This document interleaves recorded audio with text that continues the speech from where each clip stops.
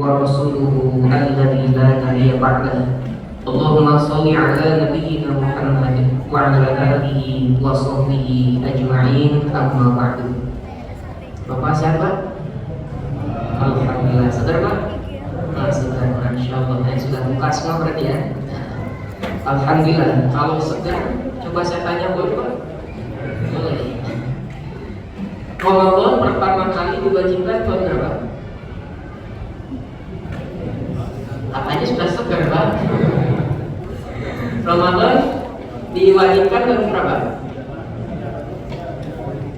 Tahun ketiga? Tahun kedua Hijriah. Akhir Sya'ban itu turun terkait dengan bulan Ramadan. Maka bulan Ramadan, saum di bulan Ramadan wajib dimulai pada tahun kedua Hijriah. Yang lupa berarti belum ingat ya. Alhamdulillah sekarang sudah ingat. Nah, kalau kita perhatikan pada tahun kedua Hijriah, ternyata Allah menurunkan bukan hanya ibadah syariat saum saja. Selain saum, Allah pun menurunkan syariat terkait dengan tahwilul qiblah. Tahwilul qiblah ini perpindahan arah kiblat. Yang asalnya dulu Rasulullah ketika sholat di Mekah menuju Baitul Maqdis, hijrah ke Madinah masih menghadap Baitul Maqdis. Cuma bedanya kalau sholat di Mekah, beliau bisa sholatnya menghadap Ka'bah, kemudian ke sana tarik lurus Baitul Maqdis. Permasalahannya ketika sudah di Madinah nggak bisa menggabungkan dua kiblat seperti halnya di Mekah menghadap ke Baitul Maqdis. Nabi nggak mau disama-samakan dengan orang Yahudi. Kata orang Yahudi nggak apa-apa lah, beda kita. Tapi lihat tuh Muhammad itu ikut kita. Buktinya Pak, lihat menghadapnya sama ke Baitul Maqdis. Nabi nggak suka, Nabi nggak enak hati, sampai pada akhirnya Allah menurunkan ayat bahwa wajah syatrul masjidil haram, menghadap ke Ka'bah. Para hadirin rahimahullah, terkait dengan tahwilul qiblah berarti erat kaitannya dengan sholat. Lantas apa benang merahnya antara saum dan juga sholat?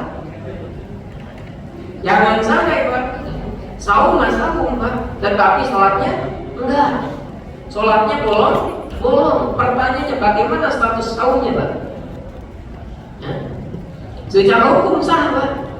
Kenapa? Karena dia menahan makan, menahan minum, berhubungan suami istri sejak terbit matahari sampai terbenam matahari maghrib. Secara hukum sah Pak.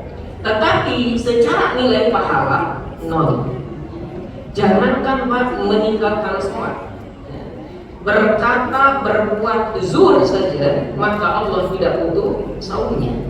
Maka jangan sampai orang saum di bulan Ramadan tetapi sholatnya tidak sholat, atau sholatnya bolong-bolong. Namun bila saumnya enggak, sholatnya pun enggak. Nah, ini lebih parah lagi ya. Itu yang kedua. Yang ketiga, di bulan Ramadan pada tahun kedua Hijriah itu pun ada syariat perang pertama kali dengan mengangkat pedang. Kapan? Perang Badar. Nah, perang Badar itu di bulan Ramadan. Bayangkan Pak, situasinya dalam bulan Ramadan, saum harus perang Pak, gimana? Kalau sahabat tuh perang kayak gitu, ya, di bulan Ramadan sedang lapar, sedang haus, kuat. Nah, dikit Pak, tengah hari bulan Ramadan, apakah tempel kan ya? Itu beda dikit ya antara kita dan juga sahabat. Nah, bagaimana situasi kondisi hari ini? Alhamdulillah, ya, daerah Gunung Putri aman, tidak ada perang. Ya.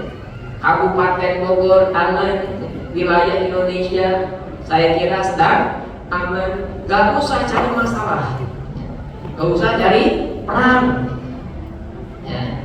Maka tetapi semangat jihadnya, semangat bersungguh-sungguhnya jangan sampai dihapuskan, jangan sampai dihilangkan. Tetapi semangat jihadnya, semangat kesungguhannya harus kita salurkan kepada amal-amal yang lain yang sifatnya positif. Contoh, berjihad ketika baca Al-Quran, tilawah Al-Qurannya perlu jihad, Pak. Karena jihad itu apa? Kesungguhan itu jihad itu. Maka baca Qurannya sungguh, tilawahnya sungguh. Kemudian kedermawanan infak sedekahnya sungguh kan itu. Makanya saya punya rumus gitu. Sedekah 2 juta dengan ikhlas itu lebih baik daripada sedekah 2.000 tapi tidak ikhlas. Setuju Pak? Setuju? Sedekah 2 juta dengan ikhlas itu lebih baik daripada sedekah 2.000 tapi tidak ikhlas. Setuju Pak? Setuju. Nah ini contoh harus dibalik Pak. Terkadang kita mendengar contohnya Pak, gak apa-apa sedekah 2.000 asal ikhlas daripada jual 2 juta tidak ikhlas. Apa yang terjadi Pak? Pada akhirnya sedekahnya 2.000 terus Pak. Kenapa? Karena beranggapan yang 2 juta tidak ikhlas. Nah harus berubah sekarang ya. 2 juta dengan ikhlas lebih baik daripada 2.000 tapi tidak ikhlas. Nah itu perlu jihad. Nabi adalah orang yang dermawan, lebih dermawan lagi ketika bulan Ramadan, dan itu perlu jihad, perlu kesungguhan. Berapa tuh? Ketiga. Satu lagi terakhir. Kalau terakhir sudah gini kan, siap-siap nih. Terakhir, tahun ke-2 Hijriah ada syariat zakat fitri. Kalau di kita dengan zakat fitrah terkenalnya. Ini pun sama, sangat strategis sekali ketika di bulan Ramadan. Bagaimana fungsinya yang sangat luar biasa. Rasulullah Shallallahu Alaihi Wasallam mengatakan, tuhratan lis-shaimi minal lagwi war-rafath. Satu, fungsi zakat fitri ini sebagai pensuci jiwa bagi orang yang sahur dari perbuatan lagwi dan juga perbuatan rafath. Yang kedua fungsinya tuhmatan lil masakin, supaya ketika masuk hari raya orang-orang miskin tidak perlu lagi berpikir dia tidak makan. Kenapa? Karena sudah diberikan zakat fitrah, sehingga orang miskin harus dipastikan ketika masuk di bulan Syawal, masuk di hari Idul Fitri, orang-orang miskin di sekitar kita harus makan. Karena bedanya Pak, bedanya orang kaya dan orang miskin apa Pak? Apa bedanya? Nah, orang kaya nih, lihat Bapak orang kaya ke orang miskin. Nah, kalau orang kaya, dia sedang makan Pak. Lantas dia nanya, besok makan apa? Nah kalau Bapak begitu berarti Bapak orang kaya ya. Pagi makan, kepikiran besok makan apa ya? Berarti orang kaya.